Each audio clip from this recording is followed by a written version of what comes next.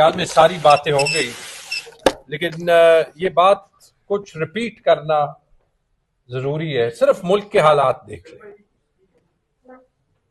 India के साथ हम ऑफिशियली हालात जंग में हैं, कभी उन्होंने ऑपरेशन सिंदूर बंद नहीं किया। अफगानिस्तान के साथ हम हालात जंग में हैं। हमारी उस पॉलिसी पे बहुत जो है वो एतराजात हो सकते हैं, लेकिन एक फैक्ट है, आप खुद कहते हैं कि इसकी वजह से हमें मुत्तहिद होना है। ईरान में आप देख लें, जो ग्रेट गेम चल रही है, इजराइल और अमेरिका मिलके जो वहां पे बमबारी कर रहे हैं, अगर यहां पे रेजीम चेंज हो गया, पूरी दुनिया को पता है उनके क्या इंप्लीकेशंस हैं। उसके अलावा जो इंटरनल सिक्योरिटी के मसले, जो शहादतें हमारी पुलिस, हमारे एलिएज, हमारे सिविलियंस की होती हैं, आप बात ठीक कहते हैं कि हमें इस वक्त यूनिटी चाहिए।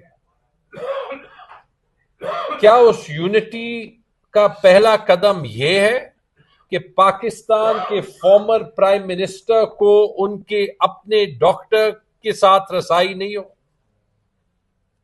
तो फिर ना कहें ना आपको यूनिटी नहीं चाहिए, आपको हालात ठीक नहीं करने, आपको मुल्क के बारे में कोई फिक्र नहीं है। क्या उसका पहला कदम यह है कि उनकी बहनों को उनसे मुलाकात करने की जो अनडिस्प्यूटेबल राइट है वो महीनों तक ना चले? उसी से तो यह बात खराब हुई है।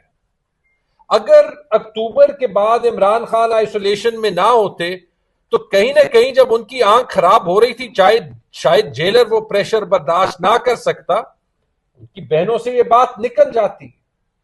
एक बार जब आपने ये बात छुपा ली कि इमरान खान को अस्पताल लेके गया है, you have lost all moral right. और उसके बाद इमरान खान, चाहे आपके डॉक्टर्स ठीक कहें या गलत कहें, उनकी फैमिली को 100 नहीं 1,00,000% ये हक है कि जब तक वो ना मिले, जब तक इमरान खान के डॉक्टर्स उनसे ना मिले और ये वेरीफाई करें कि जो ये आप कह रहे हैं, दुनिया में कोई नहीं मानेगा। प्राइम मिनिस्टर के स्पोक्समैन स्काई न्यूज पे बैठते हैं, वो एक लिस्ट निकालते हैं कि इमरान खान की 870 मुलाकातें हुई हैं। जब जो है वो इमरान खान के पर्सनल डॉक्टर्स चाहते हैं वो मिले, जब से वो उस इंटरव्यू में बैठे हैं, इमरान खान की कोई एक मुलाकात नहीं हुई, उनके पर्सनल डॉक्टर से नहीं हुई। अब जाके ये स्काई न्यूज पे जस्टिफाई करें ना। और ये ऐसे हालात में ये ना भूलें, हर चीज का इलाज डंडा नहीं होता। जुनेद भाई भी अभी ये बार बार कह रहे थे, आपने अभी 55 रुपए पेट्रोल ज्यादा किया, आपने लोगों का रिएक्शन देख लिया। इस रिएक्शन के दो वजूहात हैं। पहला ये कि लोग इस पूरे निजाम से नफरत करते हैं। डंडों से आप जो है वो लोगों के मुंह तो चुप कर लेते, लेकिन वो नफरत करते नहीं करते तो आप लोगों को बोलने देते ना। और दूसरी वजह ये कि 4 साल में आपने एक धेले का मईशत में रिफॉर्म ना किया, तो मतलब 4 साल लोगों ने तकलीफ सही। अब अपने लिए गल्फ स्ट्रीम जेट लेके, जिसके 1 घंटे का पेट्रोल 5.5 लाख रुपए का होता है, आप लोगों को कह रहे हैं कि कुर्बानी दे।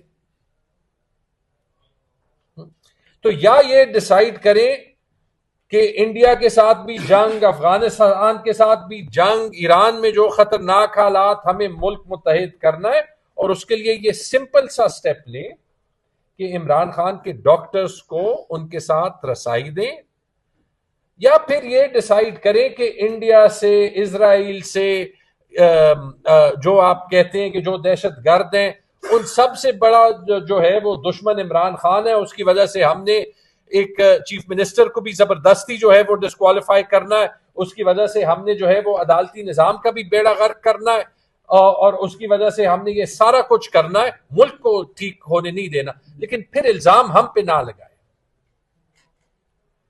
तो ये बात हम बार बार यही कह रहे हैं कि कानून के साथ, आईन के साथ फिलहाल एक ही जमात खड़ी है, वो हम है।